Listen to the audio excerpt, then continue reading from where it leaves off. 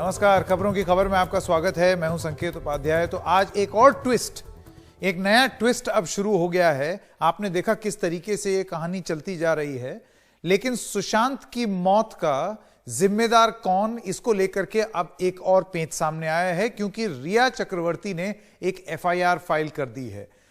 इससे पहले कि हम आपको और जानकारी दें, हम आपको बता दें कि अभी तुरंत शुरू होने वाली है इस एफआईआर पर एक प्रेस कॉन्फ्रेंस सुशांत सिंह राजपूत के परिवार के वकील की। उनका नाम है विकास सिंह। वो अब से थोड़ी देर में बोलना शुरू करेंगे, लेकिन आपको जल्दी से बता दें कि इस एफआईआर में क्या क्या है। तो रिया ने यह कहा है कि प्रियंका सिंह, जो कि सुशांत सिंह राजपूत की बहन है, और डॉक्टर तरुण की शिकायत उन्होंने की है, जालसाजी और एनडीपीएस एक्ट का उल्लंघन का आरोप लगाया। आइए सुनते हैं विकास सिंह क्या कह रहे हैं। मुंबई पुलिस का उस पर कोई अख्तियार नहीं कि इस तरह का कंप्लेंट पहली बात एक्सेप्ट करे, क्योंकि सुप्रीम कोर्ट ने अपने आदेश में बड़ा स्पष्ट कह दिया है कि कोई भी इस मामले से संबंधित कोई भी कंप्लेंट होगी वो सीबीआई को ही जाएगी। इसलिए एक ये साजिश है कि किसी तरह से मुंबई पुलिस को एक्टिव रखने की साजिश है, जिसमें कि मुंबई पुलिस किसी न किसी तरह से इसमें हस्तक्षेप कर सके इस इन्वेस्टिगेशन में। तो इसलिए ये बिल्कुल बेबुनियाद कंप्लेंट है, बिल्कुल इसमें मुंबई पुलिस को कोई अधिकार नहीं है। और अगर इस कंप्लेंट को गौर से देखा जाए तो इसमें कोई कॉग्निजेबल ऑफेंस है ही नहीं। इस कंप्लेंट में जो इनकंसिस्टेंसी है कि पहले तो कह रही हैं कि उन्होंने 8 जून को ही देख लिया था कि ये प्रिस्क्रिप्शन अगर वो भेज रही थी बहन, अगर 8 जून को ही भेज दिया था प्रिस्क्रिप्शन उनके पास और दवाइयों का नाम भेज दिया था, तो फिर सडनली इनको व्हाट्सएप मैसेज आज क्यों दिखाई दे रहा है और आज क्यों कंप्लेन कर रही हैं। तीसरी बात कि जो ये गाइडलाइंस की बात कर रही है उस कंप्लेन में, टेली कंसल्टेशन गाइडलाइंस, ये tele consultation guidelines medical council of India की गाइडलाइंस है। इस गाइडलाइंस के बेसिस में कोई एफआईआर या कोई कंप्लेंट दर्ज नहीं हो सकता। इस गाइडलाइन के अंतर्गत जो इन्होंने जो भी कंप्लेंट करने की कोशिश की है वो बिल्कुल मेंटेनेबल नहीं है। मतलब उसका पुलिस इस मामले में पुलिस का कोई जुरिस्डिक्शन नहीं बनता इस मामले में। तो इसलिए ये जो कंप्लेंट है इसको एक तरह से ये कंप्लेंट खुद ही एक ऑफेंस है, क्योंकि 182 धारा में आईपीसी में अगर कोई कंप्लेंट करता है किसी पुलिस अधिकारी को, उस पुलिस अधिकारी से एक गलत तरीके का इन्वेस्टिगेशन कराने के लिए या एक ऐसा इन्वेस्टिगेशन कराने के लिए जिस पुलिस अधिकारी को जिस पे कोई अधिकार नहीं हो, तो वो भी पनिशेबल है आईपीसी धारा 182 में और 6 महीने की उसमें सजा है। इसलिए ये जो कोशिश है इस मामले को, इस इन्वेस्टिगेशन को गुमराह करने की और एक ये अपने आप को बचाने की और ये दिखाने की कि कोई इसमें बहनों की तरफ से या किसी और की तरफ से कोई गलती हुई है, वो बिल्कुल बेबुनियाद है। और ये कोई इनकी जो कोशिश है इस मामले को डिफ्लेक्ट करने की और इस मामले को सही इन्वेस्टिगेशन से डिरेल करने की, वो बिल्कुल सक्सेसफुल नहीं हो सकता। और इसीलिए मैंने समझा कि इस बारे में बात करना जरूरी है। Today I have been given a complaint filed by Rhea Chakraborty in the Bandra police. The complaint clearly firstly exhibits that this is an effort to keep the jurisdiction of Mumbai police alive in this matter, when the Supreme Court very clearly has said in the judgment that if there is any complaint with regard to the death of Sushant Singh Rajput, that also will be investigated by the CBI. So this is a clear attempt to somehow keep the Mumbai police alive in this matter, so that they can do some mischief and ensure that there is the family of Sushant Singh Rajput does not get justice in this matter. The complaint itself has inconsistency, because in the first part of the complaint she says that she had seen that Priyanka was advising him to take some medicine which was not in sync with the prescription that she had got for Sushant, and that is why she left the household. But suddenly in the end of the complaint she says that she has come to know now about these WhatsApp messages. Lastly, this is not a cognizable offence at all for the police to even accept this complaint. This complaint should not have even been accepted by the police, because for any complaint to be accepted by the police, it has to disclose the commission of a cognizable offence. Firstly, this is not an offense at all. This is at best the tele-consultation guideline of the Medical Council of India. And Medical Council of India, and this complaint made to the police clearly is without jurisdiction, because the police has no right to decide whether the teleconsultation guideline has been properly adhered to or not. So in that sense also this complaint is clearly without jurisdiction and without any basis.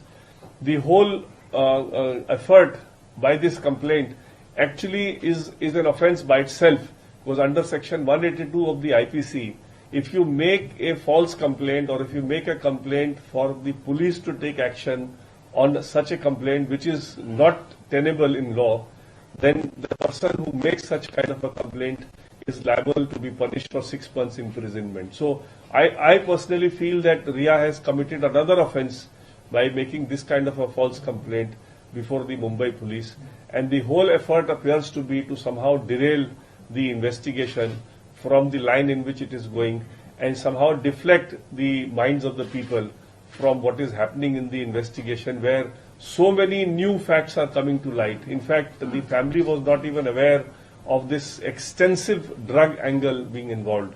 And I don't want to comment on this because it is still ongoing. But very soon we are quite hopeful that the entire conspiracy in this very heinous crime will come out, and the accused persons will be, properly charge sheeted and will be made to face the law. Thank you. Sir Riya अभी भी बांद्रा थाने में बैठी हुई है। Sir रिया जो है अभी भी अपने कंप्लेंट के साथ बांद्रा पुलिस स्टेशन में ही मौजूद है। तो जिस तरीके से आप कह रहे हैं कि मुंबई पुलिस को कोई अधिकार नहीं है और ना ही हस्तक्षेप करना चाहिए, तो अभी वहां बैठने का क्या मतलब है? देखिए, अगर बांद्रा पुलिस इस कंप्लेंट को एक्सेप्ट करती है तो वो सुप्रीम कोर्ट के ऑर्डर का उल्लंघन होगा और वो कंटेम्प्ट ऑफ कोर्ट होगा। और अगर बांद्रा पुलिस अगर इसको आगे बढ़ाना चाहेगी तो हम कंटेम्प्ट ऑफ कोर्ट लगा करके सुप्रीम कोर्ट में इस मामले को आगे बढ़ाएंगे और इंश्योर करेंगे कि इस तरह से जो ये मामले को एक डाइवर्ट करने की कोशिश की जा रही है उसको हम सफल ना होने दें। सर, जिस तरह से इस पूरे मामले में 15 करोड़ रुपए के लेन देन की बात थी, रूमी जाफरी ने ये बताया, जो फिल्म डायरेक्टर फिल्म प्रोड्यूसर है, उन्होंने बताया कि जिस फिल्म को लेकर चर्चा हुई थी और जिनसे बात है कि 15 करोड़ रुपए का भुगतान रिया और सुशांत की फिल्म के लिए दिया जाएगा, वो भुगतान आज तक दिया ही नहीं गया। देखिए, ये सारे मामले इन्वेस्टिगेशन के हैं और आप लोग को मैंने पहले भी कहा है कि जो इन्वेस्टिगेशन के मामले हैं उसमें मेरा बोलना बिल्कुल भी ठीक नहीं है, क्योंकि मामला अभी बहुत ही आगे बढ़ चुका है इन्वेस्टिगेशन, और हम लोग उम्मीद कर रहे हैं कि जल्दी से जल्दी इसमें खुलासा होगा। और तो आपने सुना, ये विकास सिंह हैं, ये वकील हैं सुशांत सिंह राजपूत के परिवार की तरफ से। दरअसल ये पूरा मामला अब जो आया है वो ये है कि रिया चक्रवर्ती ने एक बांद्रा पुलिस स्टेशन में एक एफआईआर करा दी। जल्दी से आपको वो बताते हैं। रिया ने प्रियंका सिंह, जो कि सुशांत सिंह राजपूत की बहन है, उनके खिलाफ एफआईआर कराई है, और डॉक्टर तरुण, जो कि दिल्ली में एक डॉक्टर हैं, उनके खिलाफ भी एक शिकायत कराई है। जालसाजी, एनडीपीएस एक्ट का उल्लंघन, ये आरोप लगा है। दरअसल उन्होंने ये आरोप क्यों लगाए हैं, आइए आपको वो सबसे पहले बता दें कि टेलीमेडिसिन प्रैक्टिस की गाइडलाइन को तोड़ा गया, ऐसा उनका दावा है कि टेलीमेडिसिन प्रैक्टिसेस जो हैं, क्योंकि सुशांत मुंबई में था और दिल्ली की ओपीडी में उसको बताया गया, जब उसने ये बोला कि मुझको कुछ दवाइयां चाहिए, वो डॉक्टर जब तक प्रिस्क्राइब नहीं करेगा तब तक नहीं मिलेगा। लेकिन सुशांत की बहन ने एक चैट लीक हुई जिसमें उनकी बहन ये कह रही है कि मैं तुमको प्रिस्क्रिप्शन दिलवा दूंगी। तो रिया ने अपनी शिकायत में उस चैट का हवाला देते हुए कहा है कि उन्होंने ये कर कैसे दिया, क्योंकि सुशांत तो मुंबई में थे, तो आपने दिल्ली के डॉक्टर से ये बता दिया कि वो दिल्ली में हैं और वो ये प्रिस्क्रिप्शन मांग रहे हैं। ये कैसे हो सकता है? प्रिस्क्रिप्शन के 5 दिन बाद, उनका दावा है, प्रिस्क्रिप्शन के इस दवाई खाने के 5 दिन बाद सुशांत की मौत हो गई। तो ये एफआईआर वो कर रही हैं। इस पे विकास सिंह का ये कहना है, उनका कहना है ये फर्जी प्रिस्क्रिप्शन है जिसकी जांच होनी चाहिए। इस पर जो वकील हैं सुशांत सिंह राजपूत के परिवार के, विकास सिंह, जैसा कि अभी आपने सुना, उनका यह कहना था कि सबसे पहली बात तो अगर बांद्रा की पुलिस इस पूरे मामले की तफ्तीश शुरू करती है तो ये अपने आप में सुप्रीम कोर्ट का उल्लंघन होगा, क्योंकि सुप्रीम कोर्ट ने सुशांत की मौत से जुड़ी हुई जितनी जांच है वो सीबीआई को सौंपी है। यानी कि मुंबई पुलिस बैकडोर से वापस इसमें नहीं घुस सकती। ये प्रयास वो किया जा रहा है, और उनका ये भी कहना है कि ये जबरदस्ती बहनों को फंसाने का एक तरीका है। तो एक नई जंग शुरू हो गई है रिया चक्रवर्ती और सुशांत सिंह राजपूत के परिवार के बीच में। सुनील सिंह अब हमारे साथ जुड़ गए हैं, आइए उनके पास चलते हैं। सुनील सिंह भी हैं हमारे साथ, आभा सिंह भी हैं जो कि वकील हैं और सामाजिक कार्यकर्ता हैं, और कपिल सांखला वकील हैं सुप्रीम कोर्ट के, जो हमारे साथ जुड़ गए हैं। सुनील सिंह, मैं पहले आपसे शुरू करूंगा। ये जो अब नई बयानबाजी शुरू हो गई, एक एफआईआर हुई, उसके बाद फिर अब विकास सिंह का आपने बयान सुन ही लिया है। एक बड़ी महत्वपूर्ण बात उन्होंने बोली है और वो है जुरिस्डिक्शन की। ये सुप्रीम कोर्ट ने साफ साफ बोला था कि सुशांत की मौत से रिलेटेड जो भी मामला होगा वो सीबीआई के पास जाएगा। तो क्या हम ये माने कि ये जो बांद्रा में एफआईआर हुई है ये सीबीआई के पास जाएगी? बिल्कुल संकेत, देखिए माने शिंदे जो कि रिया के वकील हैं, उन्होंने तुरंत ये मैसेज भेजा है जैसे ही विकास सिंह ने वहाँ आरोप लगाया कि ये ज्यूरिसडिक्शन मुंबई का लाने का खेल है। वैसे उन्होंने कहा, वो 2 पन्ने भेजे हैं सुप्रीम कोर्ट के, और ये बताया है कि any new case on the same issue gets registered shall be transferred, यानी कि स्वाभाविक तौर पर ये ऑर्डर में ही लिखा है कि इस मामले से जुड़ा और भी कोई नया कुछ खुलासा होता है, केस बनता है, तो वो सीबीआई के पास ही जाएगा। तो ज्यूरिसडिक्शन का खेल नहीं है ये उन्होंने अपनी तरह से स्पष्टीकरण दिया है। ठीक है, तो वो ये कह रहे हैं कि अगर जाएगा तो सीबीआई के पास ही जाएगा, तो ये ज्यूरिसडिक्शन का मामला नहीं है। दूसरी बात वो ये कहते हैं कि ये जबरदस्ती बहनों को फंसाया जा रहा है और टेली कम्युनिकेशंस या टेली कंसल्टेशन गाइडलाइंस यहां पर लागू ही नहीं होती। देखिए, ये तो हम इसको इसी तरह से लेंगे कि अब कानूनी दांवपेच का खेल शुरू हो चुका है इस पूरे मामले में। और जहां लग रहा था कि रिया चक्रवर्ती एक बचाव की मुद्रा में होंगी, डरी होंगी, क्योंकि पहले मुंबई पुलिस ने उनसे जांच की, बाद में पटना पुलिस में एफआईआर दर्ज हो गया, सीबीआई तक मामला गया, सीबीआई में उनका बयान दर्ज हो चुका है, ईडी में बयान दर्ज हो चुका है, अब एनसीबी का वो चक्कर लगा रही हैं। लेकिन यहाँ हम देख रहे हैं कि जो रिया चक्रवर्ती हैं वो दबाव या बचाव की मुद्रा में न होकर उनके तेवर जो हैं वो तल्ख हैं, यानी वो आक्रामक मुद्रा में हैं। तो ये एक नई स्ट्रेटजी हो सकती है, रणनीति हो सकती है कि दुश्मन को उन्हीं के पाले में घेरा जाए। और उन्होंने ये मुद्दा एक चुन लिया कि जिस तरह से ये प्रिस्क्रिप्शन दिलाया गया था और बिना पूछे, बिना पेशेंट से कंसल्ट किए दिलाया गया था, तो एक अच्छा मुद्दा हो सकता है ये। अब देखिए, ये पक्ष विपक्ष ये इसमें चलता रहेगा और इस तरह की रणनीतियाँ चलती रहेगी कानूनी दांवपेच। बिल्कुल सही कह रहे हैं सुनील सिंह। बने रहिए, यहाँ पर आभा सिंह और कपिल सांखला भी हैं। आभा सिंह, मुझे आप ये बताइए कि अब इस तरीके से अगर दांव पे चलेंगे तो फिर अगला हो सकता है कुछ विकास सिंह जो उनके वकील हैं उनकी तरफ से भी एफआईआर आ जाए। ये तो एफआईआर बनाम एफआईआर, लीक बनाम लीक, ये तो कहानी चलती ही रहेगी इस तरीके से। क्योंकि देखिए, ये जो एफआईआर हुई है ये एक लीक चैट के आधार पर है कि एक चैट है जो कि लीक हुई मीडिया में, उसमें ऐसा कहा गया है और उसके आधार पर एक एफआईआर दर्ज की गई है।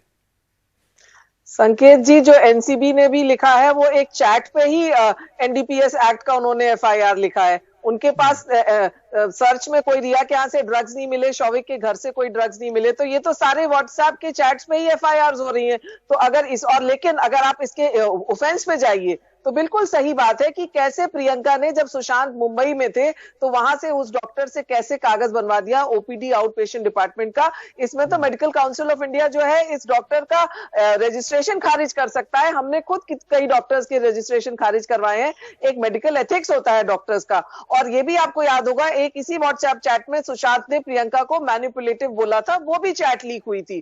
तो रिया को पूरा अधिकार है अपनी सफाई पेश करने का। और सही बात है, वो 8 को चली गई, 8 को प्रियंका नई दवा प्रिस्क्राइब करती हैं और 14 को सुशांत की डेथ होती है। तो ये दवा जो बिना डॉक्टर ने देखे हुए उनको दी और मीतू ने आके 9 तारीख से उनको दवा देनी शुरू कर दी, इसकी भी दो चीजें यहाँ पर। कपिल सांखला, आभा सिंह की बात और ये जो एफआईआर है इसमें एक कंपैरिजन बनाने की कोशिश की जा रही है कि वो जो दवा थी जो कि इस एफआईआर के मुताबिक इलीगली प्रिस्क्राइब की गई थी, वो खाने के 5 दिन बाद सुशांत सिंह राजपूत की मौत हो गई। अब ये अगर आप फैक्चुअल पोजीशन में जाएं तो ये फैक्ट है, लेकिन क्या ये दवा खाने की वजह से मौत हुई 5 दिन बाद, ये हमें नहीं मालूम। संकेत जी, बहुत ही अच्छी तरह से आपने इसे एनालाइज करा है, मैं आपके साथ पूरी तरह से सहमत हूं। देखिए, जो ये केस बनाया गया है ये मेरे ख्याल से काफी अग्रेसिव पॉस्चरिंग है। डिफेंस में बोला जाता है कि offence is the best defence, कि जब डिफेंस आपका स्ट्रांग ना हो तो आप ऑफेंसिव में आ जाओ, आप कहीं ना कहीं दूसरे को कॉर्नर कर सकते हो। ये जो एफआईआर है मेरे हिसाब से सेल्फ कॉन्ट्राडिक्टरी है, और जैसे कि आपने सही कहा कि जो इसके तथ्य हैं ये पूरी स्टोरी से मैच नहीं करते हैं, क्योंकि एक तरफ तो वो ये कहती थी कि अगर ये पता चल जाए कि एक डॉक्टर दिल्ली में बैठे हुए दवाई प्रिस्क्राइब कर रहा है एक आदमी का जो कि मुंबई में है, और ये बताया उसमें डॉक्यूमेंट में ये लिखा जा रहा है कि वो आउट पेशेंट दिल्ली में है, तो क्या ये क्राइम नहीं है अपने आप में? देखिए, उससे जरूरी आपको इस तरह से समझना है कि जो टेलीमेडिसिन गाइडलाइंस हैं 2020 की, वो ये कहती हैं कि इमरजेंसी में कोई भी डॉक्टर दवाई प्रेस्क्राइब कर सकता है। ये एक बात आपको याद रखना है, इमरजेंसी में। दूसरी बात क्या है कि इमरजेंसी क्या है वो डॉक्टर समझेगा और डॉक्टर के अपनी इवैल्यूएशन के हिसाब से होगा। तीसरी बात, गाइडलाइंस में ही 2020 में ही एक अमेंडमेंट आ गई थी जिसमें था कि साइकोट्रोपिक ड्रग्स होते हैं, अगर इमरजेंसी सिचुएशन हो तो डॉक्टर उसको प्रेस्क्राइब कर सकता है। तो ये 3 इंपॉर्टेंट बात हो गई जो टेलीमेडिसिन गाइडलाइंस की है। अब चौथी बात, अगर कोई भी डॉक्टर टेलीमेडिसिन गाइडलाइंस के विमुख जाता है तो कंप्लेंट थाने में नहीं होती है, वो एमसीआई या स्टेट मेडिकल काउंसिल में होगी, और state medical council show cause notice doctor को देगा और पूछेगा कि आपने किस इमरजेंसी और किस जरूरत के हिसाब से ये मेडिसिन प्रिस्क्राइब करी है। तो जहां तक कि जुरिस्डिक्शन की बात है, मैं एकदम सहमत हूं कि इसमें थाने किसी भी पुलिस स्टेशन में कंप्लेंट नहीं हो सकती as far as telemedicine laws are concern. और ये गाइडलाइंस बनी ही कोविड के सिचुएशन। नहीं, देखिए वो बात आपकी ठीक है, गलत प्रिस्क्रिप्शन, लेकिन ये जो एफआईआर है सुनील सिंह, बहुत जल्दी उसके बाद एक छोटी सी ब्रेक लेंगे और आप सब लोगों के पास वापस आएंगे। सुनील सिंह, ये एफआईआर जो फाइल हुई है ये सिर्फ डॉक्टर के खिलाफ नहीं है, ये एफआईआर सुशांत सिंह राजपूत के परिवारजनों, उनकी बहन के खिलाफ है। तो इस वजह से इसको पुलिस स्टेशन में एफआईआर को दर्ज किया है, ना कि एक शिकायत मेडिकल काउंसिल को। देखिए, मेरी जो जानकारी है इसमें 2 प्रमुख आरोप हैं और साथ ही ये अभी एक शिकायत है, वहाँ पर रिया चक्रवर्ती बैठी हैं, उनका बयान लिया जा रहा है, इसके बाद इसको एफआईआर में परिवर्तित किया जा सकता है। पहला ये है कि फर्जी प्रिस्क्रिप्शन का कहा गया, यानी कि फर्जीवाड़ा एक बताया गया है, वो जो है कि सीधे पुलिस से मामला बनता है जिसको पुलिस जाँच कर सकती है। दूसरा जो मामला है वो जरूर है कि वो टेलीमेडिसिन गाइडलाइन का उल्लंघन है, वो जरूर है, वो जा सकता है दूसरी जगह, लेकिन पुलिस के पास जो फर्जी का जो आरोप लगा, फर्जी प्रिस्क्रिप्शन एक बनाया गया और वो दिया गया, वो मामला जरूर पुलिस की जांच का विषय बनता है। हालांकि अभी वो एक शिकायत है जिसमें वो बयान दर्ज करा रही है फिलहाल बांद्रा पुलिस स्टेशन में, और आगे चल के वो हो सकता है कि एफआईआर में परिवर्तित हो जाए। जी, सुनील सिंह, कपिल सांखला और आभा सिंह, आप हमारे साथ बने रहिए। एक छोटे से ब्रेक के लिए रुकते हैं और ब्रेक के बाद हम चर्चा करेंगे कि नारकोटिक्स कंट्रोल ब्यूरो जो तफ्तीश कर रहा है, जो जांच कर रहा है, उसके तार किस हद तक जुड़ रहे हैं, और क्या इसको, ये जो एफआईआर है या ये जो शिकायत है, इसको इस तरीके से देखा जाए कि अब रिया चक्रवर्ती बैकफुट पे नहीं फ्रंट फुट पर आकर के खेलेंगी, और इसके परिणाम क्या होंगे। एक छोटे से ब्रेक के लिए रुक रहे हैं, अभी हाजिर होता है।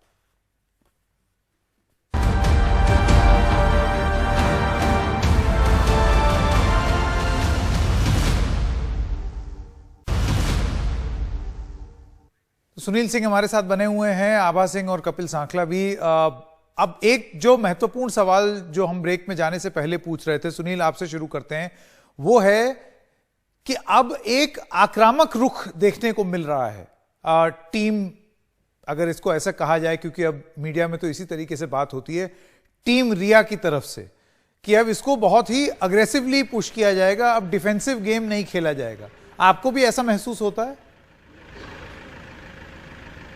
बिल्कुल, मुझे ऐसा महसूस होता है, जो मैं देख रहा हूँ जिस तरह से तेवर बने हुए हैं इसमें। और सबसे बड़ी बात यह है कि आप ये देखिए कि 2 दिन से लगातार एनसीबी के दफ्तर में पूछताछ हो रही है। कल 6 घंटे पूछताछ हुई, आज 8 घंटे पूछताछ हुई। अभी तक जो भी इस मामले में पूछताछ के लिए आया है, चाहे शोएब चक्रवर्ती हो, सैमुअल मिरांडा हो या बाकी दीपेश सावंत हो, सभी पहले दिन ही गिरफ्तार कर लिए गए, लेकिन रिया चक्रवर्ती अभी तक गिरफ्तार नहीं की गई हैं। मतलब ये कि बहुत पुख्ता ऐसा कुछ एनसीबी को, रिया चक्रवर्ती के खिलाफ एनसीबी को भी नहीं मिल रहा है, इसीलिए 2 दिन बीत चुके हैं, तीसरे दिन फिर से बुलाया गया है। नहीं, उस चैट का क्या जिसमें मिरांडा सुशी करके नाम लिखा हुआ था? जी, अब वो क्यों नहीं लिंक दिख रहा है एनसीबी को, ये एनसीबी जाने।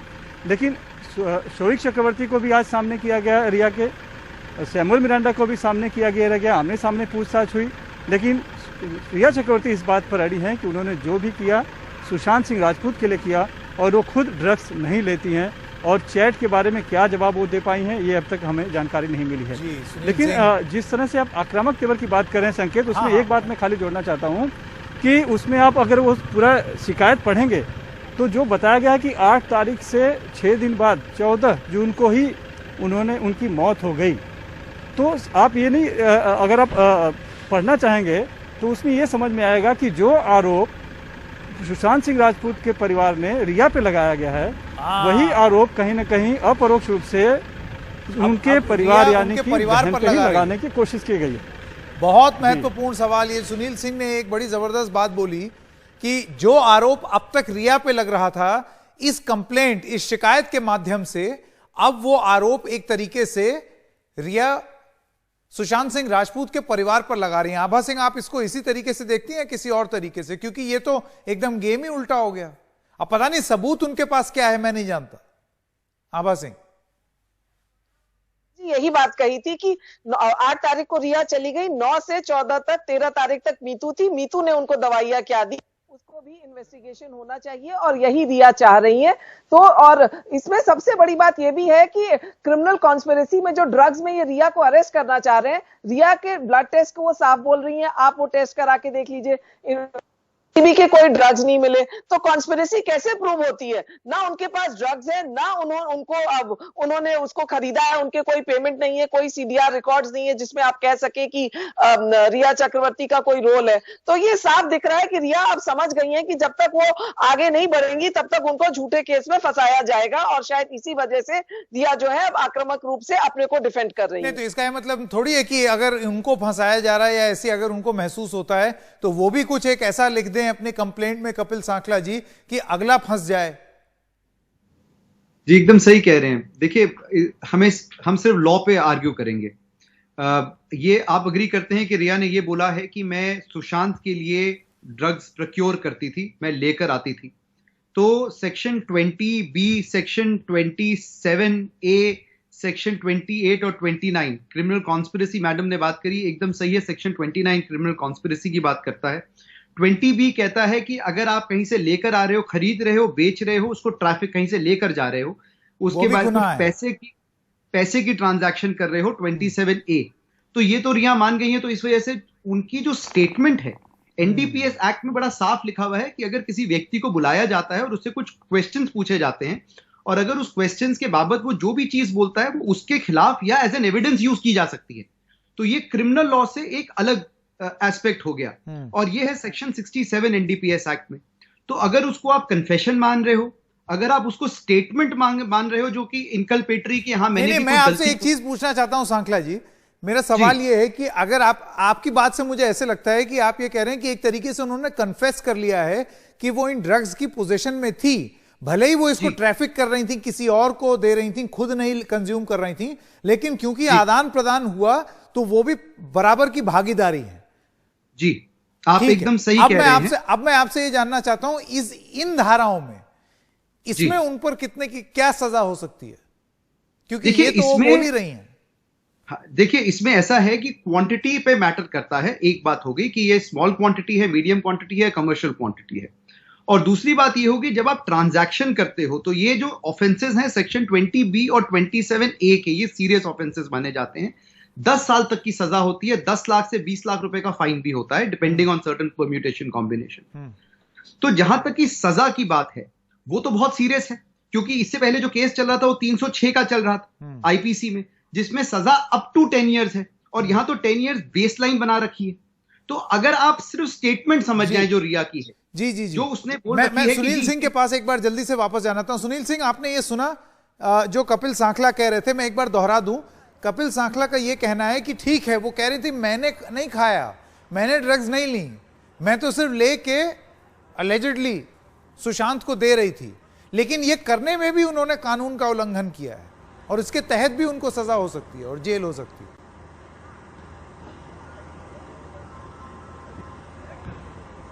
जी बिल्कुल, इससे कोई इनकार नहीं कर सकता है, लेकिन उसके लिए जरूरी सबूत तो चाहिए। हालांकि इलेक्ट्रॉनिक्स एविडेंस की जो बात हो रही है गूगल पे से पैसे का लेन देन हुआ है, वो उसमें शोएब चक्रवर्ती और सैमुअल मुरांडा फंसते हुए नजर आ रहे हैं। चैट जो हुई है ड्रग्स पैडलर से, उसमें भी शोएब चक्रवर्ती और बाकी लोगों से चैट मिल रहे हैं। सीधे चैट इनका कहना है कि अभी तक रिया चक्रवर्ती का और किसी ड्रग पैडलर से नहीं मिला हुआ है, ऐसा अभी तक जो जानकारी आ रही है। हाँ, लेकिन जो बात की शुरुआत हुई है वो स्वाभाविक तरीके है कि रिया चक्रवर्ती के फोन से हुई है, उनके फोन से ही जो चैट रिट्राइव किया था उसी से हुई, उसी से ये पूरा राज खुला है। तो कहीं न कहीं शिकंजा आज नहीं तो कल उनके ऊपर आना ही है।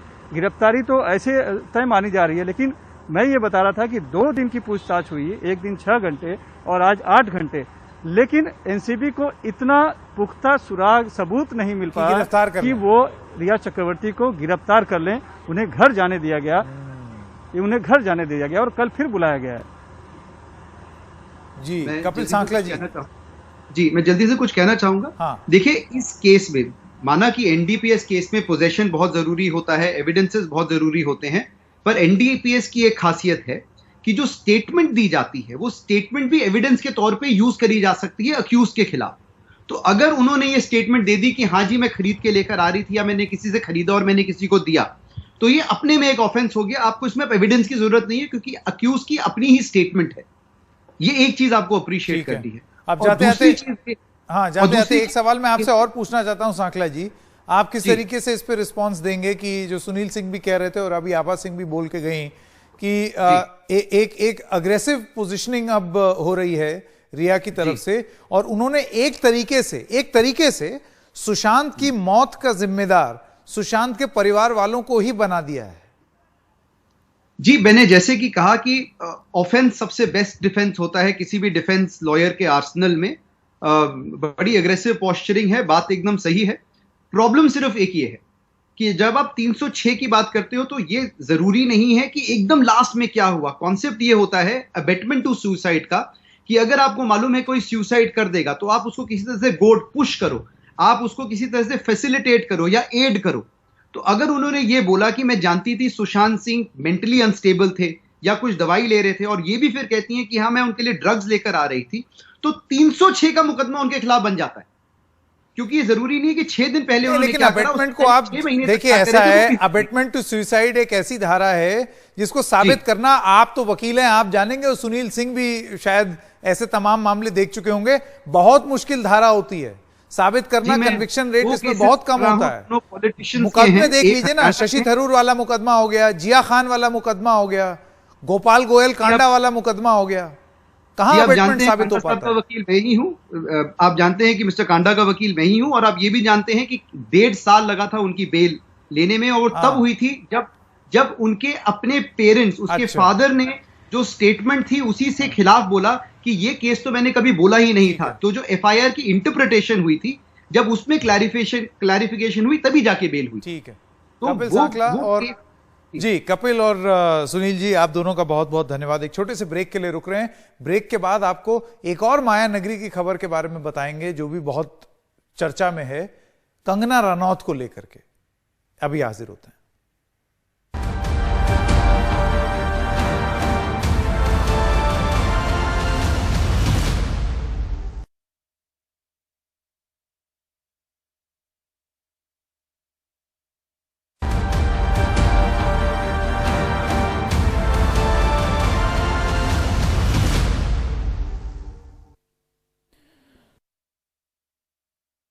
तो एक ब्रेकिंग न्यूज अभी आई है, ईडी ने दीपक कोचर को गिरफ्तार किया है। दीपक कोचर कौन है हम आपको बता दें, ये आईसीआईसीआई की जो पूर्व चीफ रही हैं चंदा कोचर, उनके पति हैं।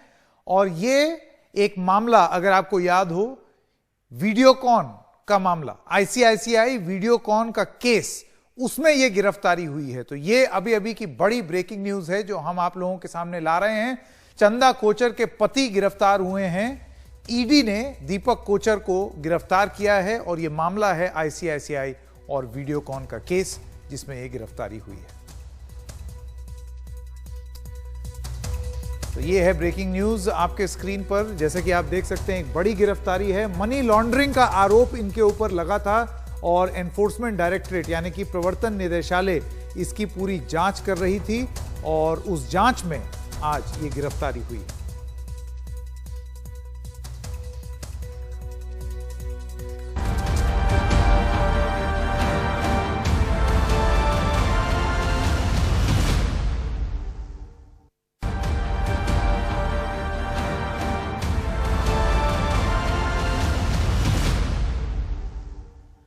तो आप लोग जानते ही हैं, कंगना और शिवसेना के नेता संजय राउत के बीच में कसकर जमकर जुबानी जंग हुई है, लेकिन कुछ ऐसी बातें बोल दी संजय राउत ने जो शायद किसी भी महिला के लिए किसी भी परिस्थिति में नहीं इस्तेमाल करनी चाहिए। हमारे सहयोगी अभिषेक शर्मा ने इस पूरे मामले में शिवसेना नेता संजय राउत से यह एक्सक्लूसिव बातचीत की। मेरा उसका व्यक्तिगत झगड़ा क्या है? मेरा छोड़ दे, मेरे पार्टी का और उनका व्यक्तिगत पर्सनल क्या है? कुछ नहीं है। महाराष्ट्र का और उसका क्या झगड़ा है? कुछ नहीं। एक कमेंट कंगना जी ने की जो मुंबई के बारे में, कंडेम किया मुंबई को। देखो, मुंबई भी महाराष्ट्र की राजधानी है। आप मुंबई का मतलब समझ लीजिए। मुंबई नाम ऐसा नहीं है। मुंबई एक यहाँ मुंबा देवी है। मुंबा देवी वो भी महिला ही है ना। मुंबा देवी, आप महिला के सम्मान की बात करते हो तो मुंबा देवी ये देवता है, उसके ऊपर से मुंबई नाम पड़ा है। तो आप मुंबा देवी को पाकिस्तानी बोल रहे हो। जो हमारी हिंदुत्व की सबसे बड़ी देवता है मुंबा देवी यहाँ। अब अपने आप को ये जो पॉलिटिकल पार्टी उनको सपोर्ट कर रही है, अभी सिक्योरिटी दे रही है हिंदुत्व के नाते, तो मुंबा देवी का अपमान करना यानी पाकिस्तान जिंदाबाद बोलना है। क्या आपसे किसी शब्द के चयन में कोई चूक हो गई? मतलब हो सकती है चूक, जैसे कंगना से भी चूक होती है। कंगना से भी चूक बहुत बार होती है ना, हमने देखा है ना। चूक नहीं है। हमने बोला कि अगर आपको मुंबई पुलिस या मुंबई के प्रशासन के ऊपर विश्वास नहीं है, आप उनको माफिया बोलते हो मुंबई पुलिस को, तो आप यहाँ क्यों रहते हो फिर? ठीक है, अभी आपको सिक्योरिटी केंद्र सरकार ने दी है, देने तो उसमें हमारा क्या सवाल है? केंद्र को लगता है कि एक व्यक्ति महाराष्ट्र के खिलाफ बहुत ही अभद्र बात करती है, जो छत्रपति शिवाजी महाराज का महाराष्ट्र है। हाँ, मुंबा देवी उसके नाम से मुंबई बनी है, और उनके खिलाफ बात करने के बाद अगर केंद्र सरकार को ये ठीक लगता है, या वुमेंस कमीशन जो है, नेशनल वुमेंस कमीशन, मैं उनका पढ़ रहा था, उनको ये ठीक लगता कि एक महिला इस प्रकार सी बात करने के बाद भी उसे सुरक्षा मिलनी चाहिए इस देश में, तो उनका अधिकार है। लेकिन महाराष्ट्र की जनता ये सब कुछ देख रही है। सुशांत सिंह केस में लगातार कंगना रनौत महाराष्ट्र की जो राजनीति है या महाराष्ट्र की जो जांच है उस पर सवाल उठाती रही, वहीं से पूरी विवाद की शुरुआत। देखिए, उनके पास अगर कोई जानकारी है, कंगना जी के पास अगर कोई पुख्ता सबूत उनके हाथ में है, तो मैं मानता हूँ जाकर पुलिस कमिश्नर के पास देनी चाहिए। अगर उनका मुंबई पुलिस कमिश्नर के ऊपर विश्वास नहीं है, तो देश के गृह मंत्री अमित शाह जी है, जिसने आज उनको सिक्योरिटी दी है, और सिक्योरिटी देने के बाद कंगना जी ने अमित शाह जी का आभार व्यक्त किया है, अभिनंदन किया है। तो पूरे सबूत लेकर कंगना जी ने दिल्ली में जाकर अमित शाह साहब को मिलना चाहिए और उनके हाथ में पूरे सबूत देने चाहिए। अगर सबूत छुपाया तो गुनाह होता है, अपराध है ये।